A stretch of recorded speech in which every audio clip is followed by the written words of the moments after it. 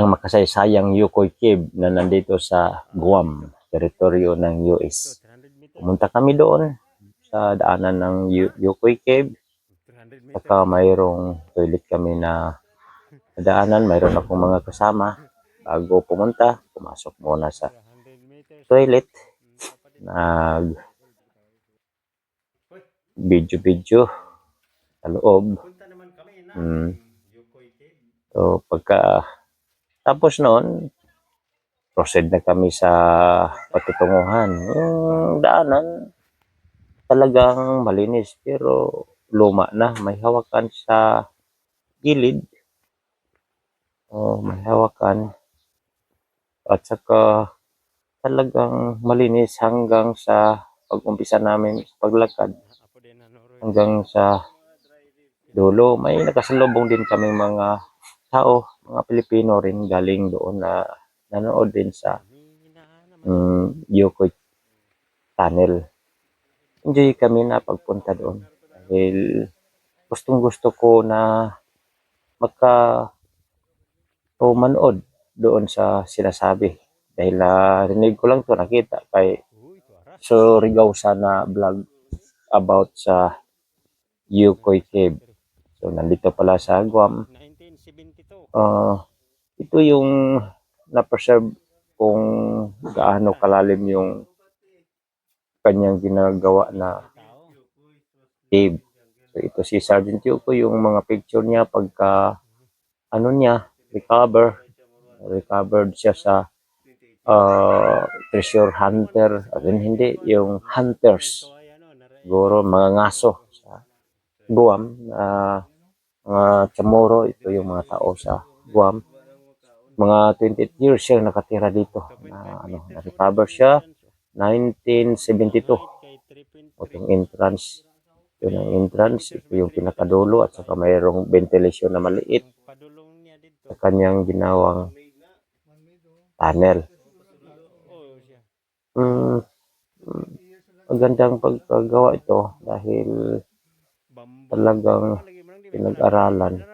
Kung nandyan yung tunnel na ginawa niya, malapit lang siguro nasa 15 meters. Ito na yung tunnel niya na maliit. Yung una, may ladder na kalagay. Parang matakot ako pumasok. Dahil siguro baka may ahas. Matagal na yun eh.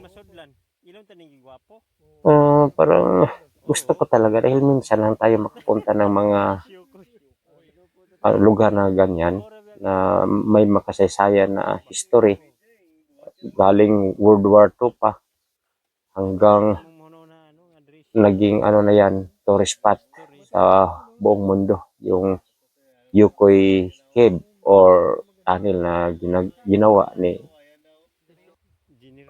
Sergeant Yukon. Ito na yung siguro kawayan sa ilalim doon niya ginawa yung kanyang tunnel. Sa ibabaw naman, pagpunta natin doon, nakaano lang, malapit lang sa may waiting shed na linagay sa kanya ng mga memorabilia niya dati. So, tinignan natin ulit yung kanyang picture at saka yung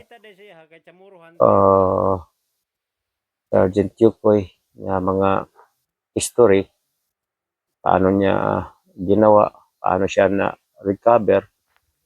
Naman, linagay yung mga memorabilia na nahukay o nakuha doon siguro sa ilalim ng tunnel. Ito yung mga siguro nasa 3 to 4 feet na Buddha. Ito yung maliit, box siguro of gold.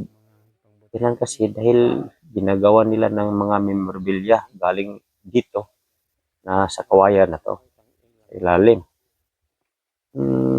Natuwa naman tayo dahil minsan lang tayo makapunta. Pagkatapos nakakita ako ng isang foreigner din na nagpatingin-tingin doon sa cave. Pagkatapos pumasok siya, hindi ko lang nabidyohan at saka biniro ko pa. So na-challenge din ako na gusto na rin akong papasok sa ilalim. Dahil minsan lang tayo makapunta upang ma-sure natin kung nandyan pa ba yung cave or tunnel. So, talagang pumasok tayo dito, binidyohan natin, mababaw na, hindi na yung sahit niya na 2 meters, wala na. Kapag tingin natin sa ilalim, wala na, parang isang lipa na lang, naanuhan na siya ng maraming gamot at saka lupa, hindi na siya malalim. So, hindi siya masyadong na-preserve, pero nandyan pa rin yung cave.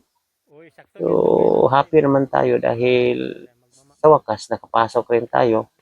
Tingnan natin kung ano na yung nangyari sa Yukoy Cave ni Sergeant Yukoy na ginawa niya noong World War II. So, success yung ginawa natin na pagpunta doon. Tuwa tayo. Kasama ko yung mga ano ko rin, mga Pilipino na mga kaibigan ko sa pagpunta dito sa Yukoy Cave.